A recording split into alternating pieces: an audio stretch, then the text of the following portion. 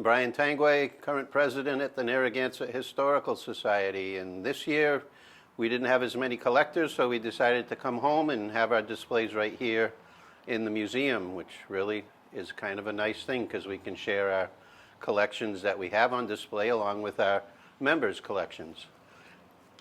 So this year I decided to bring my bamboo fly rods, and just like any collection, you have some here and there, and you never realize how many you have until you put them all in one spot. So I'm pleased to say I have a dozen fly rods, all dating back to the early 1900s. And then I found out that I had almost just as many reels, so I set a reel up on every one. They go from the antique wooden ones way up on top to the brass ones and the Bakelite that was very popular in the 50s. I added some of the flies and a few other accessories that usually come with, and the rod tubes, how the rods are usually sold so that you don't break them when you put them in the back seat of your truck. And actually I've taken one of these fly rods out onto the Millers River and I caught 3 trout. And they came to the net and I didn't break the rod, and it was 110 years old when I did that during COVID when we weren't allowed to work, so I had to do a lot of fishing. So it felt really good to take one out fishing and to know that they still perform, and it's just a nice, enjoyable sideline to have. And people donate these. They know I have a camp and they know I like fishing, so nobody in the family wanted them, so they said, hey, you want a fly rod? Sure, I'll take one. So I've accumulated most of these just as gifts over the years and never really had to spend any money on it. Most of them were made in Montague, right down the street, one of the largest fly rod makers in the world, back in the early 1900s. So they sell them on eBay for $50, $80, you know, so they're not real expensive because there were so many of them around. A few of them have no name on them, so I still haven't identified them. So it's just a collection that I wanted to start, show off, and get it out there, and then maybe one of these days I'll learn more about it. So it's a nice day, you know, everybody's out probably swimming, and so it's, you know, it's tough. Cabin fever's usually in the winter time, where we pull a really good crowd at the Baldwinville Legion, and we've had it at Camelot in the past. And we've almost outgrown both of those locations. You know, it's really hard to tell because they're so varied, but most of them, like this one here and maybe this one, I think are the oldest.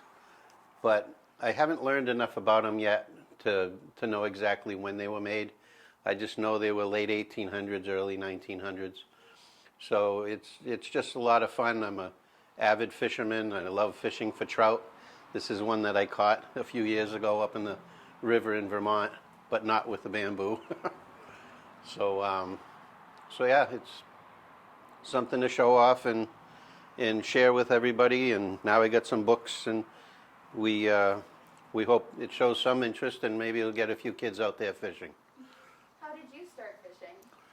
I started because I didn't like group sports in high school, and I found that when I grabbed a fishing pole and just headed out into the woods, it was the most relaxing time of my life. There was no stress.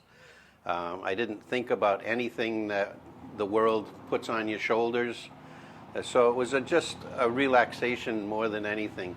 And to stay out there and spend 3, 4, 5 hours on the river, I get to see blue heron, turtles, deer, beaver, and then the occasional fish when we hook into them, you know. So it depends on the time of the year. And I've accessed almost every type of fishing, from spinning rods to fly rods and spey rods, and now the Japanese tenkara method of fishing, which goes back 1,000 years. I've adopted those as well. So I've tried every kind of fishing, and it's just a comfort. And it's relaxation that you just can't get anywhere else. So I can't afford a therapist, so I go fishing. Do you have to do anything to maintain or keep up with these fly rods? There are like it's like an epoxy that goes on the threads that hold the eyelets on, and those over time will deteriorate, whether it's from the sun or the water or both. So you can retreat them and rewrap them. And I actually went to the Thomas & Thomas fly rod company, and they taught us how to make a rod, and I actually made one while I was there. And I use it all the time when I'm down on the Millers River. And now I know the techniques of making a rod, so I'll be able to apply that in repairing some of these bamboos and get them back on the river. And it freaks people out when I let them try a 110-year-old bamboo fly rod. Like, what if I break it? That's half the experience, you know? So as long as we're having fun, that's the key to fishing, is get out there and just have a good time. So. Is there anything else you would like to add, sir? Just that we're enjoying ourselves. Membership is growing. We're just about a few people away from reaching 500 members. So, 5 years ago we were at 220. So we've gone to 500, and hopefully that'll happen this week or maybe today. So our society is growing. The interest is showing thanks to Facebook and Templeton TV and Instagram. We get a lot of people following us, and they call me up saying, keep up the good work. The more pictures you post, the happier I get. COVID made a lot of people stay in the house, and a lot of them dedicated a lot of their time to our Facebook page to see all the posts that we had. We had over 25,000 hits on 1 month during COVID. So we knew people were interested in it, so we kept it up as much as we could. And our main focus this year and next year will be to finish and restore the Grange Hall. So we're looking for donations, and anything that goes, it comes in as a donation is going to work 100% towards restoring the Grange Hall. And then we'll have a bigger home to have cabin fever, and it'll be there eventually. But we'll go back to the Baldwinville Legion until the Grange is done. We'll be back there in February, and cabin fever will be in the winter again. And hopefully everybody will have a good time. These are postcards. I've been collecting postcards since 1992, around there. And they're all of Templeton. This book here is all the Templeton Inn. This book here is Baldwinville. This one here would be Templeton, and this is Otter River and East Templeton, or East Templeton, Otter River. And it's just, I've got enough of them that I don't even find anymore. Very, very rarely to find them now. Most of them I go back to like the glass negatives that they were copied off and stuff. To me, they're just, I buy postcards. If it says Templeton, I buy it. The town of Templeton, Baldwinville, Otter River. And I started, like I said, I started in 1992. And I get into I met a guy down at the ranch, J.R. Green. And J.R. sells postcards and collects them, so this is how I got started. And we talked to him, and he got me into it a little bit. He got me to join the Northeast Collectors, Postcard Collectors, which is a way to work out of Barrie. So I got into that, and they had shows to put on. I'd go buy them as shows and stuff, and I bought a lot on eBay. So it's basically what it is. When I see one I don't have, I try to buy it if I can. Some of them I paid like $50 for them, which not very many, but some of them I did. These are that Templeton Inn. They're all different. I've got there's 3 in there. They're identical picture-wise, but on one postcard it says the new Templeton Inn in Templeton. One says the new Templeton Inn in East Templeton, and one says the new Templeton Inn in Gardner. But they're all the exact same picture. That's if there's any difference at all in the postcards, I'll buy them. So some of them just may be a matter of somebody standing on a porch and somebody not standing on a porch or whatever. But if there's any little difference in it, I've bought a lot. I've gone a lot where I go and buy them. I go to a show and buy like 10 postcards and come home and 8 of them I've already got because I don't remember them. So roughly, how many postcards would you say that you have? Probably about 400 altogether. 400. Wow. Yeah, because I still got some at home. A few. Some they're already up here. I've donated some. These will all end up here someday. They're not for sale. I won't sell them to anybody. I'm Eileen Bouvier, and this is part of my collection of vintage and antique sewing machines and notions. Yeah, trim and other items. These little needle books are new, and some of these other small items, but the big acquisition is this new sewing machine. This is a little Herodia hand crank sewing machine. It's probably about 1912 was when it was made. So, and it does still work.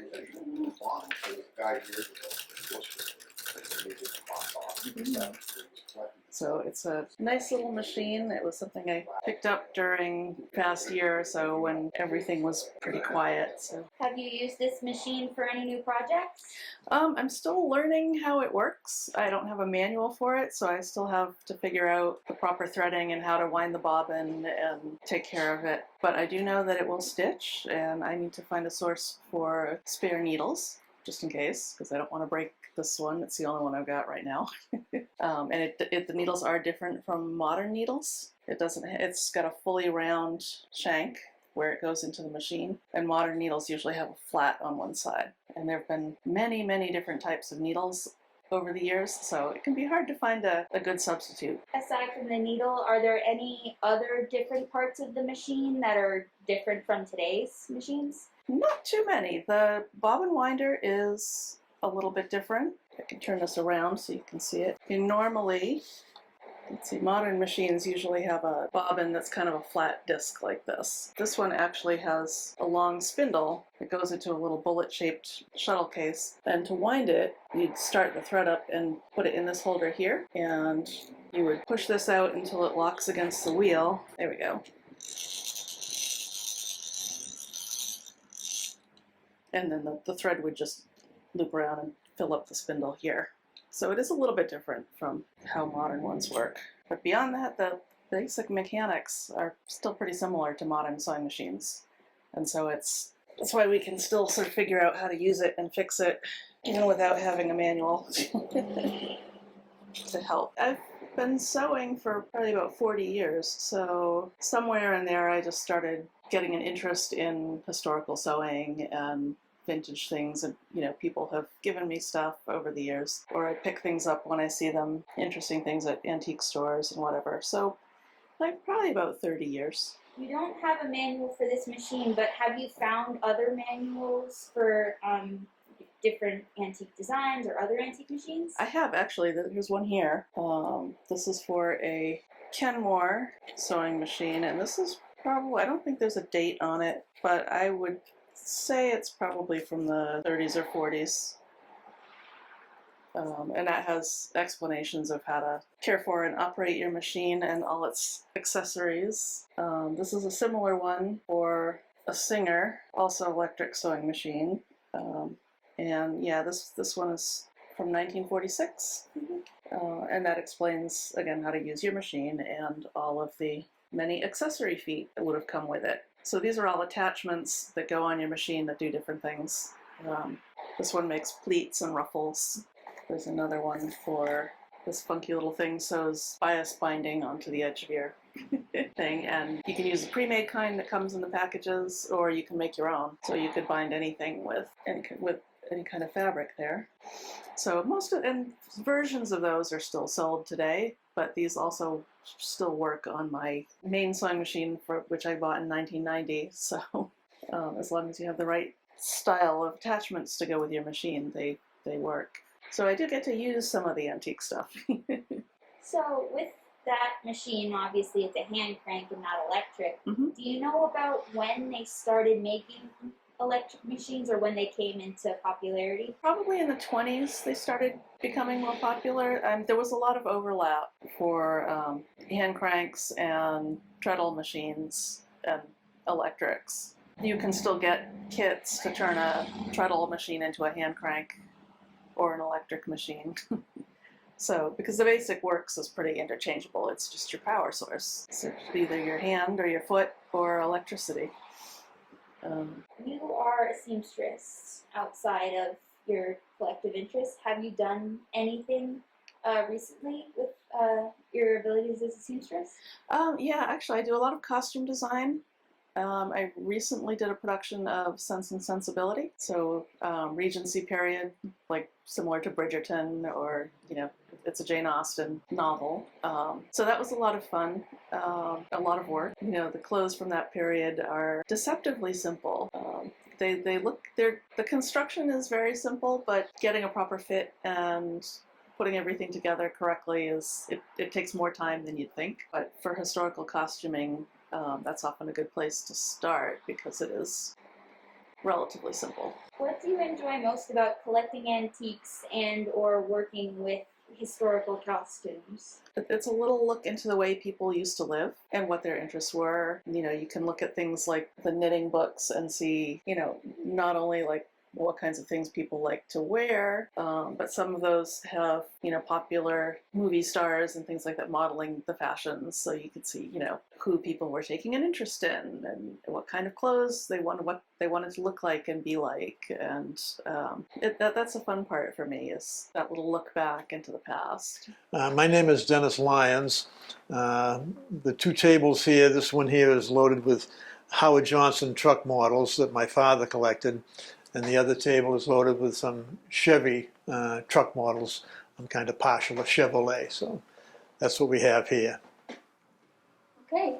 How long was your father collecting these trucks?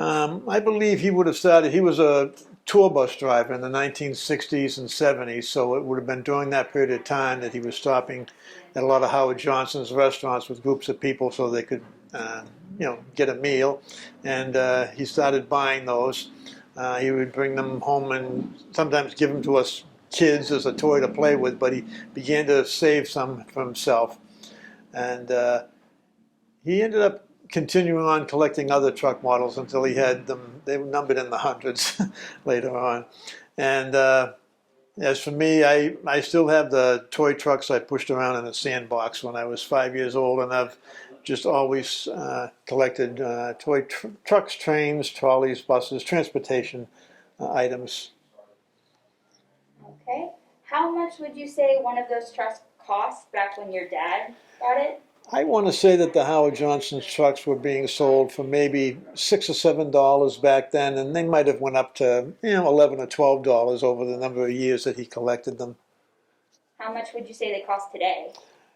Today, I mean, I go to some toy shows occasionally, and it's not uncommon to find one of these, and somebody's looking to get, you know, anywhere from $25 to $40 for one of them. Yeah. Wow. Which one was the first that your father ever got? The first ones were these. They were a little bit shorter than the longer ones. Howard Johnson's, when they issued the models, they based them on the older, shorter trailers, and then as trucks got larger, they ended up issuing models of the longer ones. And they changed the paint jobs. We used to see them, we lived in Stoughton, and next door in Brockton was a Howard Johnson's ice cream plant, so it wasn't uncommon for us to see the trucks coming and going down there. And they did change the paint schemes on them over the years. Did your father and you ever collect trucks or transportation vehicles together as a hobby? Oh yeah, yep. We went to plenty of model train and toy shows together over the years. When he became a snowbird in Florida, and I went down there to visit him there, we would go out to Publix is one of them, and there's a small truck over there from the Publix grocery store chain, and Winn-Dixie was the other one. They would issue truck models every year around Christmas time, and he would go and find those. So we spent a lot of time in Florida chasing them down too. Hi, I'm Mary Miller. The collection is Nips. It started when my dad gave me his empty nip bottle from a trip he had taken. And I like miniatures, and I was fascinated with that. So over time, as I'd see pretty ones I liked, I'd collect it. And any collection you start, people say, "Oh, you have nips, Mary, I have these nips in my closet. Here, you can have them. Thank you." A lot of these, I don't remember where they came from. They have tax stamps of 1963, and I wasn't purchasing liquor in 1963. But a few I bought because I thought they were pretty or different. This one, there's a building in the background. There's stuff on the back of the glass. I have Pig's Nose. I have Sheep Dip. I have Countryman Scrumpy. And then there's Virginia Gentleman, Kentucky Gentleman, and no gentleman at all. It's Rebel Yell. This is Goldschlager, a German liquor, little pieces of gold floating in the bottle. And then some I have duplicates, earlier and later. An older German liqueur bottle, white milk glass painted on it. And then I have these two, which I keep on my windowsill. And sometimes I have flowers in this one. This one has a cork in it. It looks like it also may have had a screw top on it, but it also had a cork and an indent in the bottom. So I'm guessing that's one of the older ones. How many would you say you have here? 50? And this is about half of what I have. The bottle appeals to me. I have some bottles here. The shapes are unique. This one is named Pinch, and it looks like somebody took the glass and pinched it. And this one has indentations on the side. Aesthetics. Glenfiddich. How do you store these at home when you're not displaying them? Just in little cardboard boxes. A few fancier ones I might take the time to wrap in a paper towel. For the most part, I just pack them tightly so they don't rattle too much. Aside from the one in the door in it, have you ever found something funny or strange inside one of the bottles? No. For pretty, this one has sticks in it. And I've never seen it, but I was told that when it was newer, the sugar crystals would have been on the stick. But no, I haven't seen any with stray things in it. Is there anything at all you would like to add? I have been amazed at how fascinating people have found the collection. I collect them because I thought they were neat. I've had them boxed for, some of them have probably been boxed for 30 years. But I've been amazed at how fascinating people find an odd assortment of slightly older bottles. My name's Tom Hurd, and this is just shot glasses and antique copper things. The antique copper things, it's probably been 30 or 40 years. I was in a mall and I spotted something. I don't remember which it was now. I think it was the phonograph here. And I kind of thought it was neat, and then blossomed into just buying them and collecting them. So they've been packed away in boxes for a couple of moves, and I decided to dig them out, come up and display them. Okay, when did you start with the shot glasses? The shot glasses were quite a while ago also. We go to various places. We go to Maine, Vermont, New Hampshire, and I just bought a shot glass because it's had the state on it or whatever. And then I'd be talking to people, and they'd be going on a trip somewhere, and I said, "Oh, pick me up some shot glasses from some states." Even though I've never been to those states, I've got shot glasses for those states. So that kind of blossomed into that. What do you enjoy most about collecting these? Just the uniqueness of each one of them. It's the state one. It's a different design from each state. The little copper pieces is various different types of them. There's a couple of Liberty Bells. 99% of those are pencil sharpeners. That was the original. I guess that's the original purpose of them. They're antique copper pencil sharpeners. Got 4 of the presidents there. An old TV set and a computer. There's some pretty neat ones out there. Is there anything you'd like to add about a particular piece? Or anything you enjoy? No, they're all basically unique in their own way. They some of them have moving parts on them. We got the biplane. The biplane's pretty neat. The propeller spins, things like that. And then there's the street light with the little white globes. And then right next to it is one which appears to be one of the Saturn rockets, which is kind of neat in itself.